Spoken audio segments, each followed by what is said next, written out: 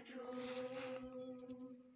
Ibice 7:24 by'Ezekeri aratubwira ibyabaye n'ibigiye kubaho. Ibyabaye byari nk'imvura y'umuyaga, ibigiye kubaho ni nk'imvura y'urubura.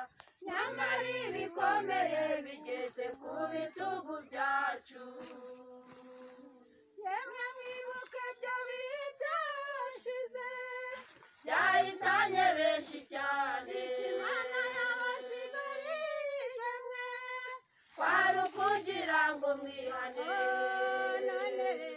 Uburakari bw'Imana bwibasiye igihugu kuko banze kwihana ubugome bafite.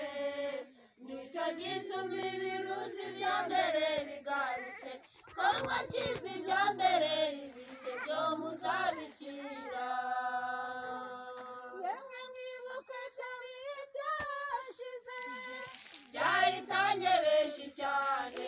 Imana yabashigarije mwe kwari ukugira ngo mwihane. Uburakari bw'Imana bwibasiye igihugu kuko banze kwihana ubugome bafite.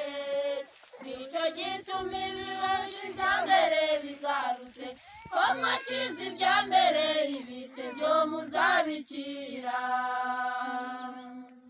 Dupfukame dusenge dusengera iyi si yacu, turambura amaboko dusengera ubu butumwa. Twinire dufite umubabaro ukomeye, kandi twiyeze kuko imbere birakomeye. Dupfukame dusenge dusengera iyi si yacu, turambura amaboko dusengera ubu butumwa. Twinire dufite